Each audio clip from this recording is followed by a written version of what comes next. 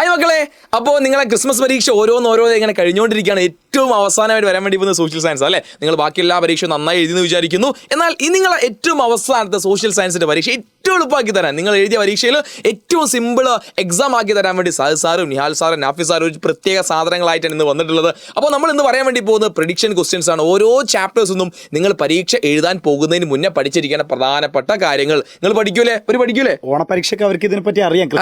Sir കൃത്യമായി ready ആക്കി കൊടുത്തത് പഠിക്കൂലേ?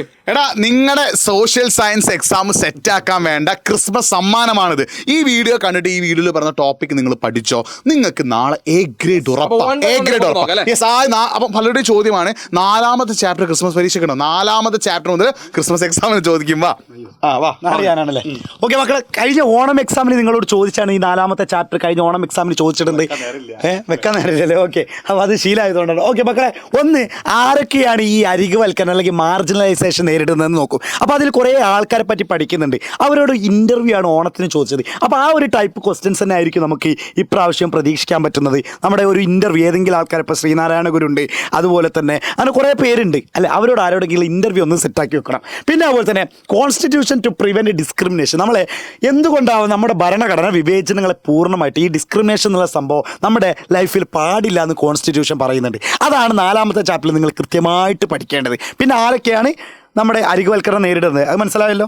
യെസ്, ഇനി 5ാമത്തെ ചാപ്റ്റർ അവർ എർത്ത് അഥവാ നമ്മുടെ ഭൂമി എന്നുള്ള 5ാമത്തെ ചാപ്റ്റർ നിങ്ങൾ ഓർത്ത് വെക്കേണ്ടത് ഈ ഒരു ടോപ്പിക്കിൽ നിന്ന് ക്വസ്റ്റ്യൻ ഷുവർ ആട്ടോ. ലെയേഴ്സ് ഓഫ് അറ്റ്മോസ്ഫിയർ അഥവാ അന്തരീക്ഷത്തിൻ്റെ പാളി. ഇത് പഠിക്കാതെ മക്കൾ നിങ്ങൾ എക്സാമിന് പോകരുത്. നമ്മുടെ പാട്ട് ഓർമ്മയുണ്ടല്ലോ, ട്രോപ്പോ, സ്ട്രാറ്റോ, മിസോ, തെർമോ, എക്സോ.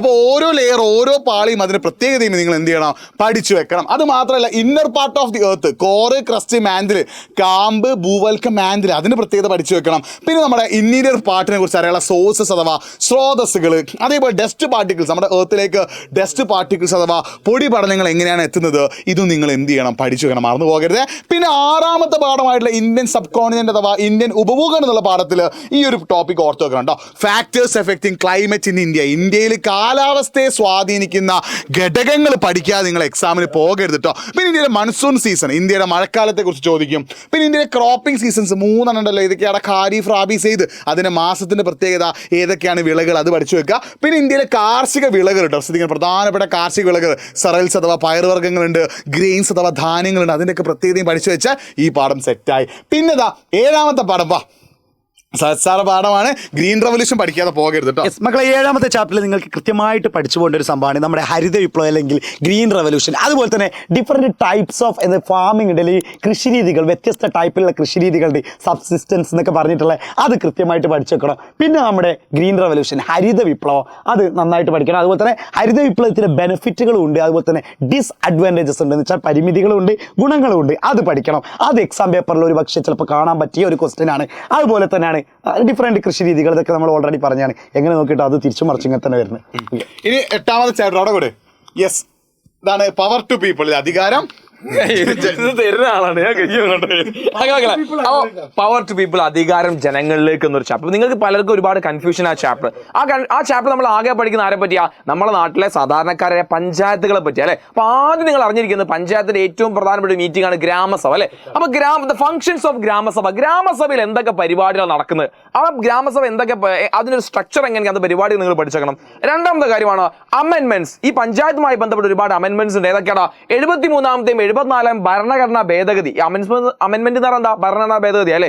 ഈ അമെൻമെന്റിലൂടെ നമ്മുടെ തദ്ദേശീയ സ്വയംഭരണ സ്ഥാപനങ്ങൾക്ക് ഭരണഘടനാ അധികാരം നൽകുന്നുണ്ടല്ലേ. ഒരുപാട് ഇലക്ഷൻ നടക്കുന്നതുമായി ബന്ധപ്പെട്ട കാര്യങ്ങൾ, 5 വർഷത്തേക്കുള്ള പിന്നെ തെരഞ്ഞെടുപ്പ് കാലാവധി ഉൾപ്പെടെയുള്ള ഒരുപാട് കാര്യങ്ങൾ അതിൽ പറയുന്നുണ്ട്. ആ കാര്യങ്ങൾ പഠിക്കണം. അതുപോലെ തന്നെ different income source of panchayat. ഓരോ പഞ്ചായത്തിന് വ്യത്യസ്തരം സോഴ്സിലൂടെയാണ് ആ പഞ്ചായത്തിന് പ്രവർത്തിക്കാൻ വേണ്ട ഇൻകം, വരുമാനം ലഭിക്കുന്നത്. ആ കാര്യം എൻ്റെ മക്കൾ പഠിച്ചിരിക്കണം. ഇത്രയും കാര്യങ്ങൾ പഠിച്ചു കഴിഞ്ഞാൽ ഇത്തവണത്തെ ക്രിസ്മസ് എക്സാം നിങ്ങൾക്ക് എന്തായിരിക്കും, ഏറ്റവും എളുപ്പമായിരിക്കും. അപ്പോൾ ക്രിസ്മസ് എക്സാം സെറ്റ് ആക്കാൻ ഇത് മാത്രം പഠിച്ചാൽ പോരാ, ഇന്ന് രാത്രി നടക്കുന്ന ലൈവിലേക്ക് എത്തണം.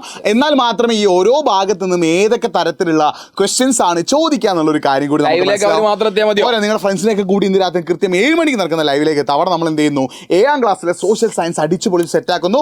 പരമാവധി നമ്മൾ അവസാന പരീക്ഷയാണ്, ഏറ്റവും ലാസ്റ്റ് നിങ്ങൾക്ക് ഒരു ചെറിയൊരു സർപ്രൈസ് ഞങ്ങൾ ഉണ്ട്. അത് നിങ്ങൾ അതൊക്കെ സെറ്റ് ആക്കാൻ വേണ്ടി പൊളിയാക്കാൻ നിങ്ങൾ എന്ത് ചെയ്യുക, റെഡി ആയിട്ട് വരും. ഓക്കെ, മാക്സിമം ഫ്രണ്ട്സിനെയും കൂടി എത്താം. നമ്മൾ സോഷ്യൽ സയൻസ് സെറ്റ് ആക്കും.